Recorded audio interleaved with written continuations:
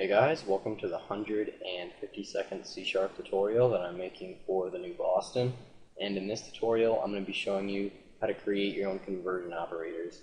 So all you're going to need for this tutorial is a button and an item class. And inside of your item class, just make sure you have a public integer property. Mine's just called price. So before we can look at creating our own conversion operators, we first have to understand what explicit and implicit means. Explicit basically means that the user has to do something to tell the compiler, and implicit basically means that it does it automatically. So the first thing that we're going to be looking at is an explicit conversion.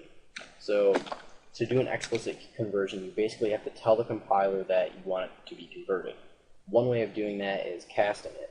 So we're going to say item I equals, and then we could cast an integer as an item. So we could cast this 3 into an item. But since we haven't set up a conversion operator for it yet, we can't do that. I'm just going to mark this as explicit. Now, if we wanted to make it implicit, meaning we don't have to tell the compiler to convert it, that would just be item, I'll call this item equals 3. And then this would be implicit, meaning that we didn't have to do anything. It just automatically converts it. And since we haven't set up an implicit conversion operator, we can't do this yet either. Alright, so the first thing that we're going to be looking at is creating our own explicit conversion operator. So, just like while we're working with all operators, we're going to have to make it both public and static. So we're going to type public and static.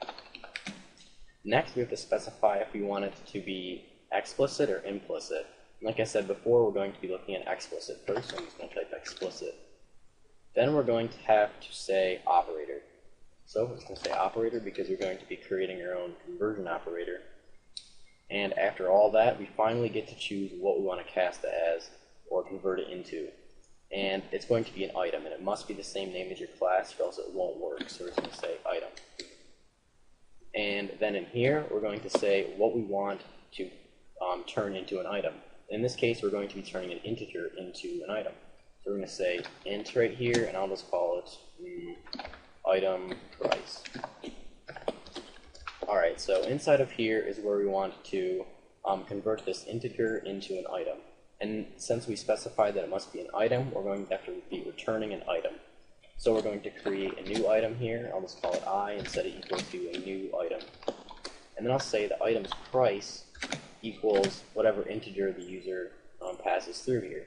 So we're going to say item price.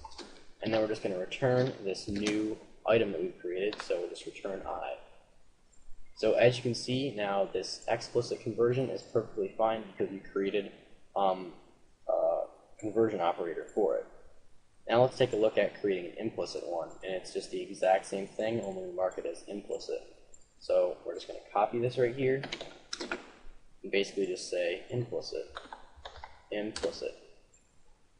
However, we cannot have both an explicit and implicit conversion operator for converting the same thing into an item. So we're going to have to choose between which one you want to do. So first, let's just take a look at this explicit. So we're just going to comment this out, so we're not looking at this anymore. Alright, so this explicit conversion is perfectly legal. So let's have a message box display this item's price. So we're just going to say i.price.toString. And we should get 3 in a message box because we converted this 3 into an item. So now when we debug here, we should get 3. Yep. Alright, and now let's make sure that our implicit conversion worked fine.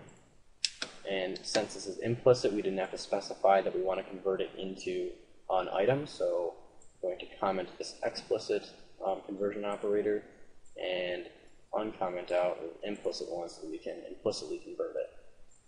So now let's display this item's price in a message box, and we should get 3 as well, since we set this item equal to 3. I'm just going to say messagebox.show item.price toString, since it's an integer. Alright, so now in debug we should get 3. Yep, perfect.